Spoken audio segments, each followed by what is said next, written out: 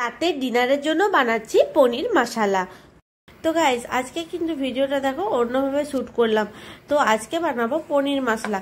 তো দেখো বাড়িতে ছিল পনির, আর এত সুন্দর পনিরটা ছিল না। চলো পনিরটা পিস পিস করে কেটে নিচ্ছি। এরপরে পনিরটা কাটা হয়ে গেলে পনিরটা কিন্তু আমি আজ ভাজবো না, পনিরটা একটা জায়গার মধ্যে রেখে দিলাম। এরপরে পনিরটার মধ্যে দিয়ে দিচ্ছি গরম জল, কারণ পনিরটা যদি গরম জল দেওয়া হয় না, পনিরটা কিন্তু খুব নরম একদম তুলতুলে হয়। তো চলো এক সাইডে করে দিলাম পনিরটা। এরপরে নিচ্ছি মশলা। কি মশলা নিচ্ছি দেখো, আদা রসুন আর কাঁচা লঙ্কা পেস্ট করে দিয়েছি এখানে। আর নিলাম এখানে দেখো দুটো বড় বড় খুব সুন্দর লাল লাল টমেটো। এরপরে কড়াইতে গরম করতে দিয়ে দিয়েছি। এবার এখানে তেল দেখো গরম হয়ে গেছে। এরপরে দিয়ে দেবো গোটা জিরে ফোড়ন দিয়ে দিচ্ছি।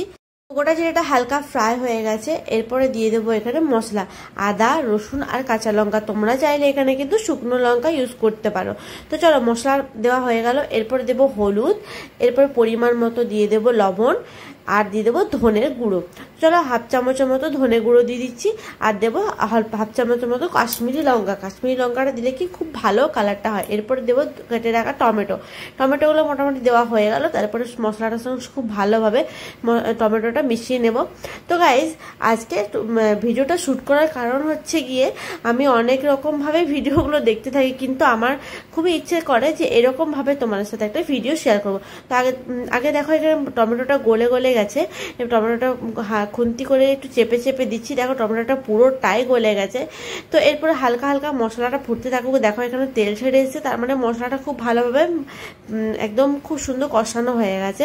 এরপরে তো দেখো পনিরটা তো আমি ছেঁকে রেখেছিলাম, পনিরটা এবার দিয়ে দিচ্ছি মশলার মধ্যে। তো আস্তে আস্তে করে অল্পভাবে পনিরটা আর মশলাটা মাখিয়ে নিচ্ছি। তো গাইস যেটা বলছিলাম যে খুব ভালোভাবে আমি এরকম দেখেছি যে এরকমভাবে শ্যুট করে, কিন্তু আমারও খুব ইচ্ছে ছিল, তাই তোমাদের জন্য আজকে এরকমই একটা শ্যুট নিয়ে এলাম। তো কেমন লাগলো গাইস অবশ্যই কমেন্টে জানিও আজকে শ্যুটটা। তো চলো আস্তে আস্তে মশলার মধ্যে পনিরটা দেওয়া হয়ে গেল।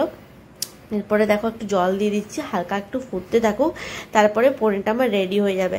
তো আজকে আমার কিন্তু খুব ভালো লাগছে যে তোমাদের সাথে এরকমই একটা অন্যরকমভাবে ভিডিওটা শ্যুট করতে চাই। অনেক দিন থেকে ভিডিওটা তোমাদেরকে তো নানা রকমভাবে ভিডিও আমি শ্যুট করে দিই, আজকে দেখো শ্যুট করলাম এরকমভাবে। তো চলো পনির মোটামুটি আমার রেডি হয়ে গেল। বাড়িতে পনিরটা আনাই ছিল, তো রাতের ডিনারে কি করব ভাবতে পারছিলাম না। তো চলো ভাবলাম একটু পনির মশলা তোমাদের সাথে শেয়ার করা যাক, আর রাতেও খাওয়া হয়ে যাবে। তো চলো রেডি হয়ে গেল পনির মশলা আমার। আর কালারটা দেখো গাইস কি দারুণ এসেছে, তাই না? তো এরকমভাবে তোমরা কিন্তু বাড়িতে বানিয়ে খেও। আর পনিরটা কিন্তু মোটেও ভাজাটার দরকার নেই। তো পনিরটা ভাজলে খেয়ে মোটামুটি চিমোর টাইপের হয়ে যায়। তো তার জন্য আমি কাঁচা পনিরটা গরম জলে একদম ফুটিয়ে নিয়ে দিয়ে দিলাম। তো চলো আজকে রেসিপিটা কেমন লাগলো অবশ্যই তোমরা আমাকে কমেন্ট করতে ভুলো না কিন্তু। আর হ্যাঁ, এরকমভাবে যদি তোমরা আরও শ্যুট দেখতে চাও অবশ্যই আমাকে কমেন্ট করো। আর দেখা হচ্ছে এরকমই একটা সুন্দর ভিডিওতে। চলো পনিরটা আমার হয়ে গেছে, এরপর পনিরটা আমি নামিয়ে নেব। কালারটা কিন্তু খুব সুন্দর এসেছে গাইস, দেখতে পাচ্ছ কি দারুণ। তো খেতে কতটাই না টেস্ট হবে। তো চলো দেখা হচ্ছে নেক্সট একটা ভিডিওতে। ততক্ষণ টাটা বাই বাই সবাইকে।